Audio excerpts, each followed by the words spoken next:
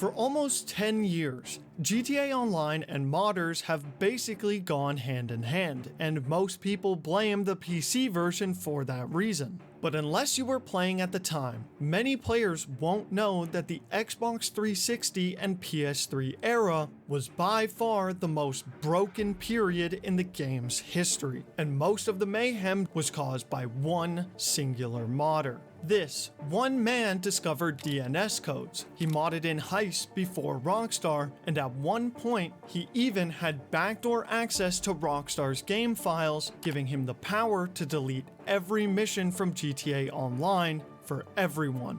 This is the controversial history of ECB2, GTA Online's most infamous modder.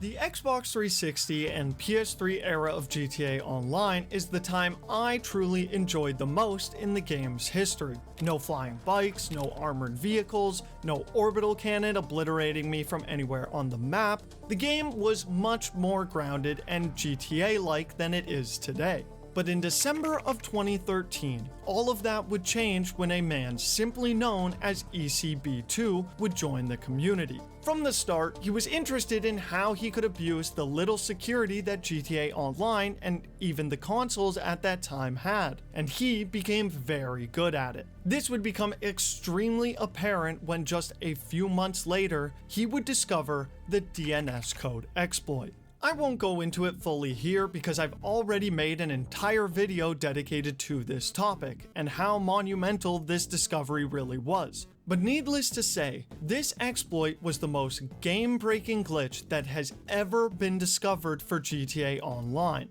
For some brief context, there is one file responsible for almost every multiplier in GTA Online called tunables.json. Money, RP, car prices, health, the list goes on. And ECB2 found a way to modify this file in almost any way he wanted. He changed cars to become essentially free. Robbing a convenience store would earn you $1 billion, and you could get level 1000 from doing just one singular race. And the best part was that anyone could do it. This is what many people remember from the DNS code exploit. But one thing that I didn't know about when making my original video was these DNS codes were used for a lot more than just money and RP. How he was able to do it, we may never know. But when ECB2 had originally discovered the DNS code exploit, it's believed that he was able to gain backdoor access into Rockstar's files, giving him full access to unreleased or unfinished content within these files. While surfing around these files, he was able to discover a beta build for the long-awaited heist that Rockstar had promised us all the way back in August of 2013.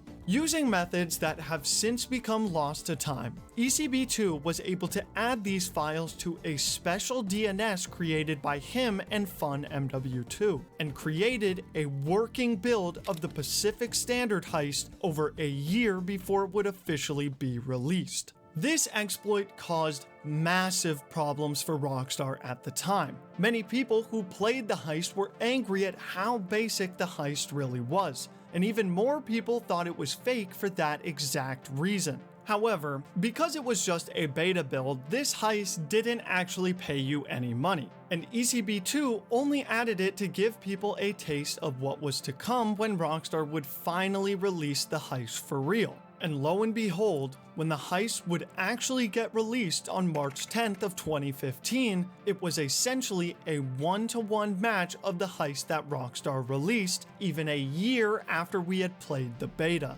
In hindsight, Rockstar was really lucky that a lot of people had stayed away from this DNS due to being worried about losing their account. Ultimately, this update would still go on to save GTA Online, so luckily for Rockstar, it all worked out in the end. But this had proved that ECB2 had some sort of access to Rockstar's back end that no one else had, and he would prove this once more just a couple months later.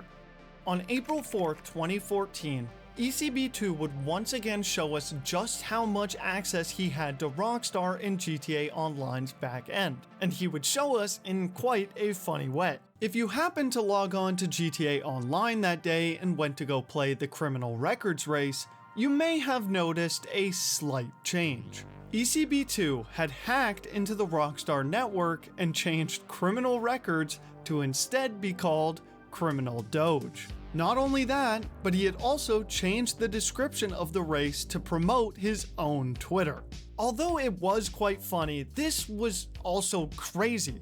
How is it that someone was able to change the details of a race for everyone? Well, after doing a bit more research, it turns out that that's not all that he was able to do. Using ECB2's own words, I could have deleted all races, but I kind of respect Rockstar and their work in some way, so I did not do that. I have access to the full account holdings of all of GTA's races. Whether or not he was able to delete every single GTA race, no one will ever know. But he did leave a note in his video saying, I reported this to Rockstar instantly and it was patched ASAP. I do not have any interest in harming Rockstar. And sure enough, this kind of backdoor access has never been seen again, so I'm inclined to believe that what he says is true, especially given everything else that he's been able to do. So to quickly recap, over the last 4 months, ECB2 has destroyed GTA Online's economy, stole the hype away from Rockstar's Heists by adding one early, and gained backdoor access to Rockstar and could have deleted all of their races. Judging from that alone, this is already enough to get him put on some Rockstar hit list. And just when you think he can't possibly mess with Rockstar anymore, I thought I'd list off some of the other not so major but definitely still contributions to the GTA community. The one that most people are probably familiar with and might unlock a memory for are his various modded missions. These modded missions he made were very popular back in 2014, and they gave you access to vehicles you wouldn't normally be able to obtain in a deathmatch. Space dockers, blimps, jumbo planes, skylift, and even a UFO, just to name a few.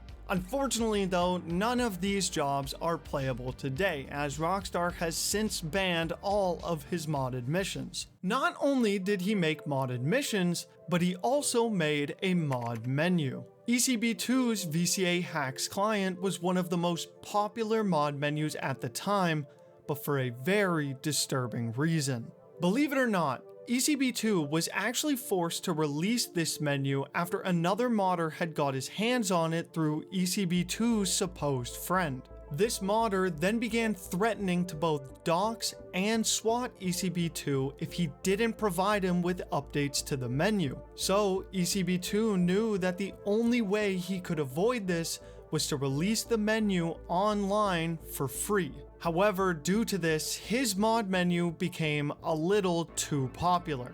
For about a week, this caused an epidemic in GTA Online where players were spawning in mass amounts of UFOs on the map, causing huge problems for anyone playing GTA Online for a short period before eventually getting patched. Aside from this mod menu, however, ECB2 was also one of the leading people in the community who was able to figure out DLC info before anyone else. He correctly predicted everything coming to GTA Online with the Flight School update, the Not a Hipster update, and the High Life update. And quite literally, every leak he listed eventually came true. In fact, ECB2 was the first person to confirm that we would be getting high-end apartments in GTA Online. And many players won't know this, but ECB2 was actually the first person to discover the single-player vehicle to online exploit, which was a very popular glitch that was being used in the earliest days of online.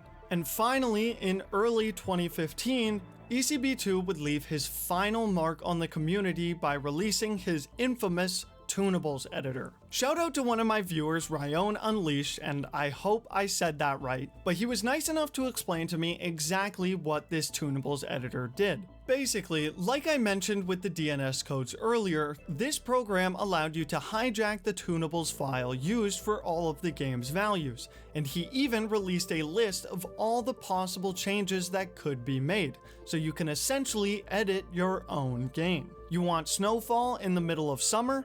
Edit the Tunables file with the right code and boom, snow in July. Wanted DLC vehicles not available anymore? Well, you could do that too. ECB2's final contribution was an easy way for players to do exactly what he's been doing for all these years, and in a way, it's kind of the perfect send-off, as after this editor was released, ECB2 would never release another mod or exploit for GTA Online ever again.